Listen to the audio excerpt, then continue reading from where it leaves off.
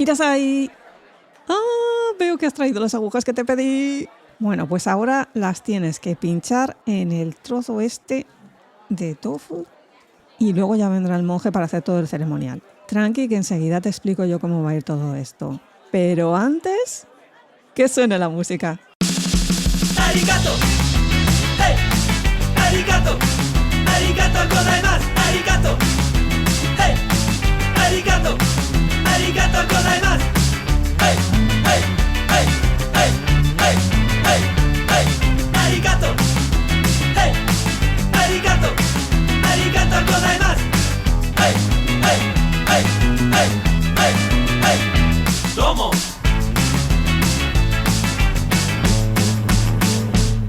Hola gente, aquí Kitsune, vuestra anfitriona de la Izakaya.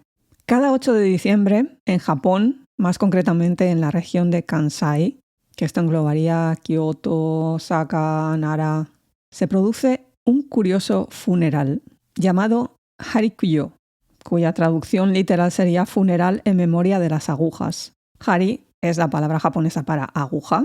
Kuyo es algo así como ofrendas de comida. Sería la traducción del término en sánscrito puya, que son los rituales de veneración a las 3 joyas del budismo: Buda, Dharma, sus enseñanzas, y Sangha, la comunidad monástica.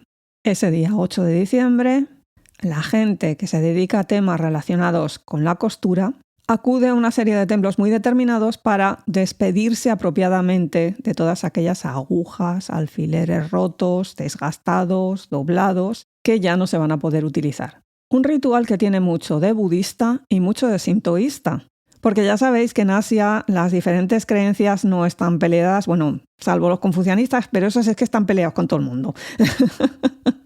La relación de este funeral con el Shinto tiene que ver con la idea de que los objetos, al ser usados por los humanos, van absorbiendo la energía espiritual que nosotros le transmitimos. Y llega un momento en el que estos adquieren su propia energía espiritual. Cuanto más los usamos, más energía absorben y más posibilidades hay de que tengan su propia entidad espiritual. No estoy diciendo que un objeto de repente se te ponga a bailar la samba delante de ti. Estoy diciendo que hay una carga espiritual. Que por eso muchas veces los japoneses son tan reacios a utilizar objetos de segunda mano.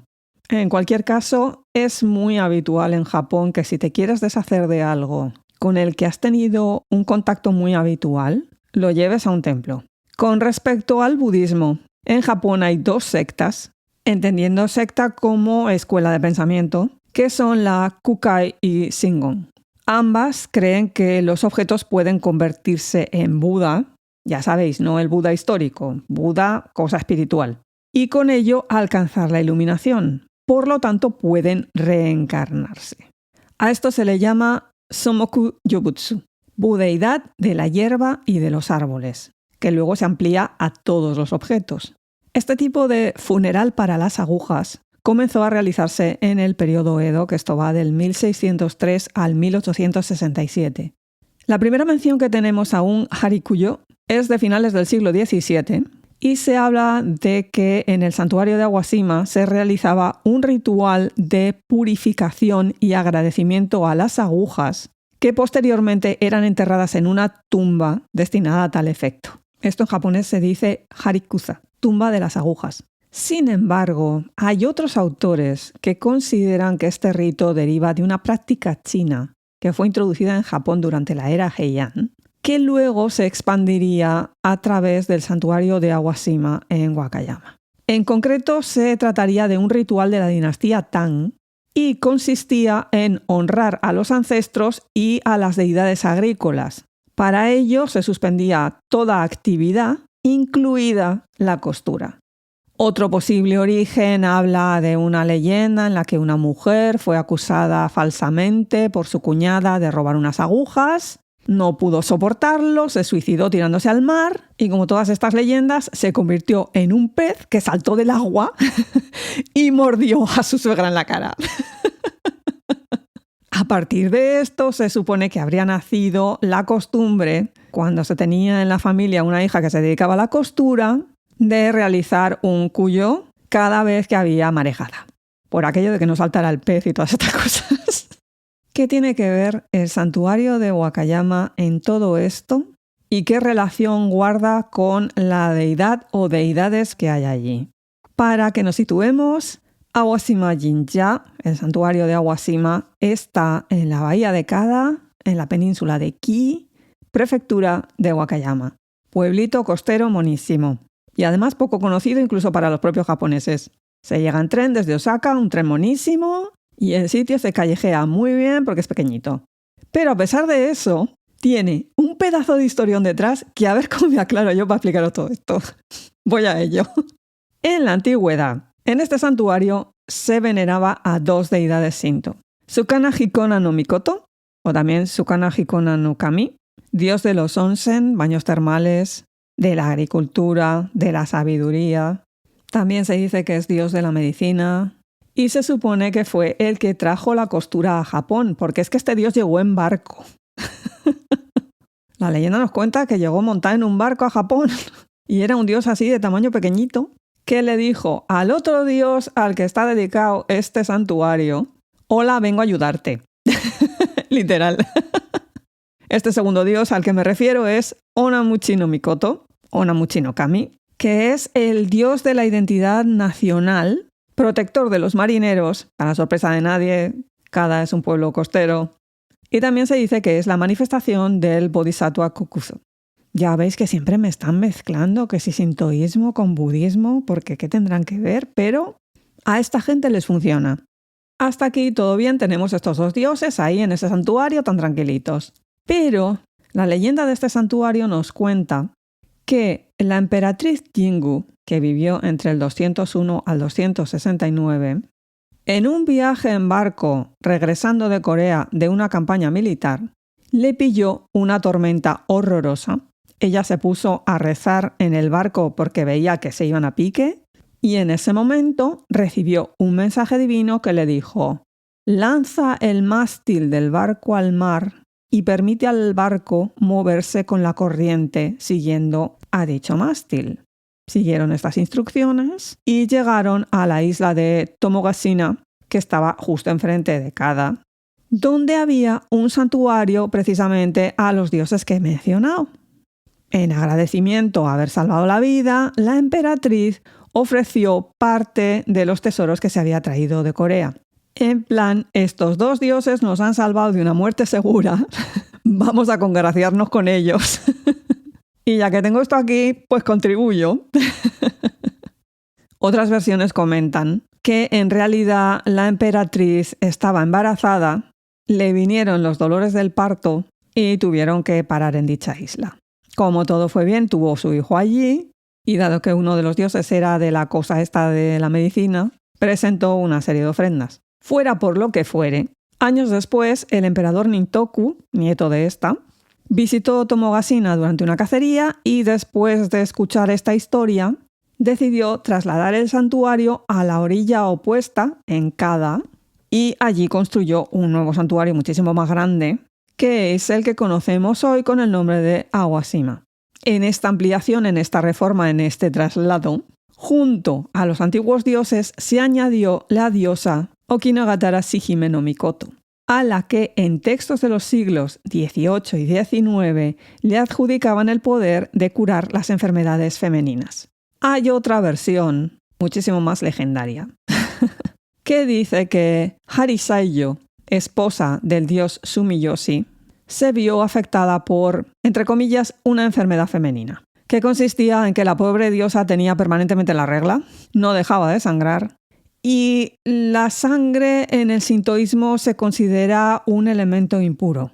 A consecuencia de eso, me la exiliaron a la isla donde estaba el santuario este de Awashima, precisamente porque estaba dedicado al dios este que os he mencionado antes, Sukuna Hikona no Mikoto, que además se creía que estaba especializado en problemas de fertilidad y reproductivos. En este caso, Harisaiyo se curó y juró dedicarse a acabar con el sufrimiento de las mujeres. Así que se incluyó en el panteón de Awashima como Awashima no Myojin, diosa de la fertilidad, los problemas del sistema reproductor femenino, enfermedades de transmisión sexual y para encontrar pareja. A raíz de la inclusión de esta diosa dentro del panteón de dioses que se veneraban en este santuario, las mujeres comenzaron a llevar agujas rotas y ropa contaminada, por muerte, por sangre, por lo que fuere, para que purificaran estos objetos. La primera mención que tenemos de dicho santuario es en el siglo X, en el Enji-shiki, con el nombre de Kada Jinja. No sé hasta qué punto tuvo mucho éxito o qué, pero hay un punto determinado en que los acólitos de este santuario se fueron por ahí en plan peregrinación por Japón y extendieron el culto a esta diosa a través de unos pequeños santuarios portátiles. A esta gente los llamaban Awasiba Gannin, que a lo que se dedicaban también mucho era precisamente a purificar objetos. ¿Pero en qué consiste este ritual y qué funcionalidad tiene? En el pasado, las agujas se clavaban en cualquier tipo de superficie blandita y comestible. Me estoy refiriendo a tofu, pastel de arroz o konjaku, que es una pasta gelatinosa. Con esto te ibas al templo y el monje recitaba un sutra para después lanzar el bloque este que le habías llevado al río o al mar. Este tipo de ceremonial en un primer momento no tenía una fecha determinada, sino que cuando tenías unas cuantas, las ponías en esta cosa y llevabas a cabo la ceremonia en privado en tu casa con el monje que te lo habías traído. Antiguamente en esos bloques de tofu, konjaku, lo que fuere, se incluían agujas de acupuntura, las agujas para tatuajes, anzuelos y agujas hipodérmicas. Que esto hoy en día, pues no, por cosa sanitaria. Hay que tener un poquito más de cuidado.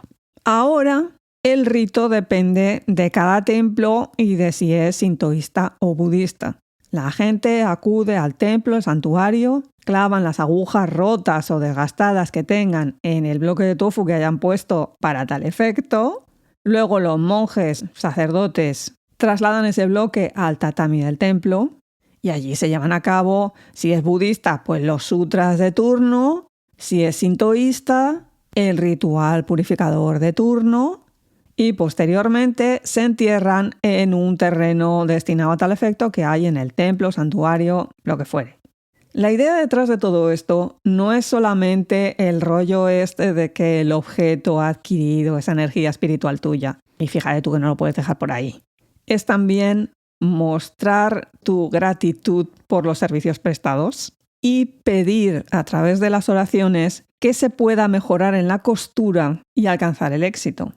Es por eso que hoy en día hay un resurgimiento de este ritual debido a la industria de la moda, porque en muchas empresas que se dedican a este tema se celebra anualmente esta ceremonia.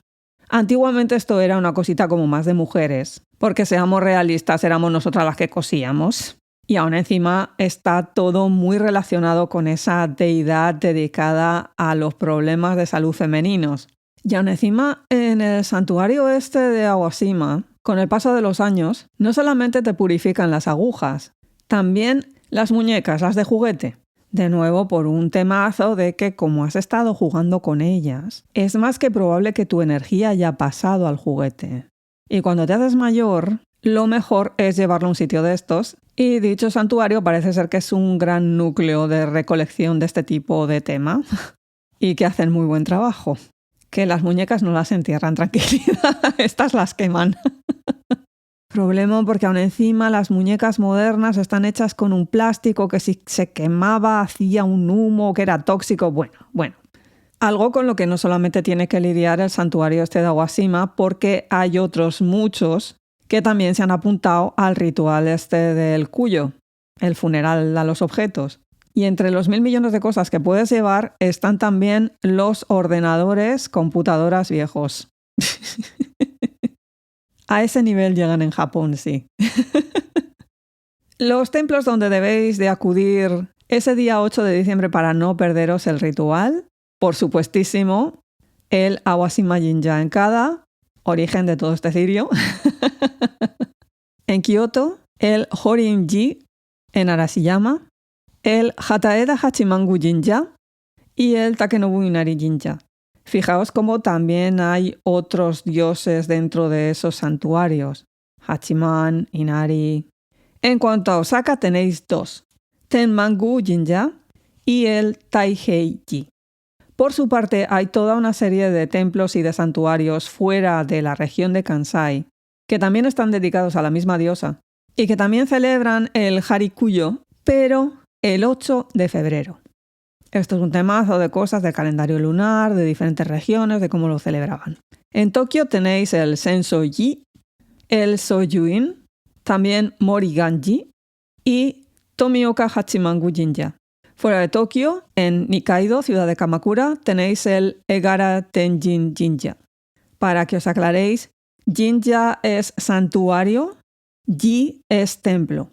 Y ya veis cómo no solo el sintoísmo, también el budismo en Japón, le da cierto protagonismo a las cosas más triviales, que no nos damos cuenta, pero están siempre allí.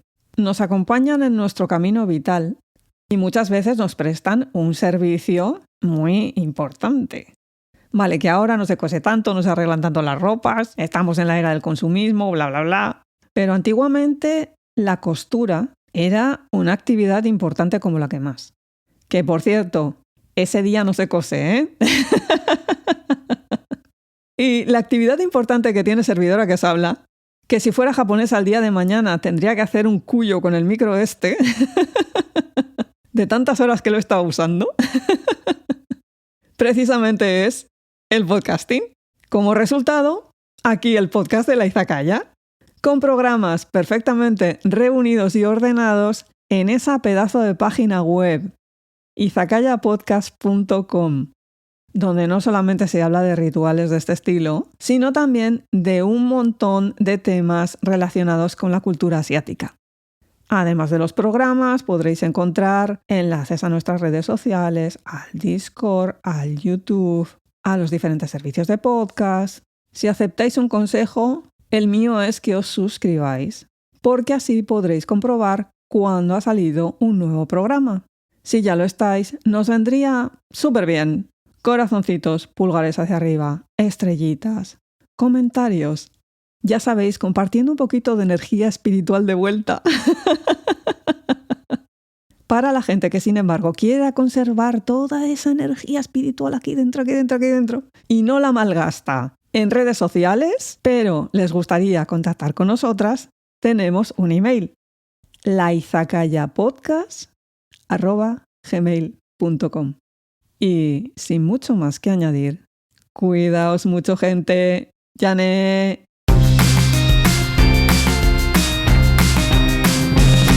Arigato, hey, arigato, arigato gozaimasu, arigato, hey, arigato, arigato gozaimasu, hey, hey, hey, hey.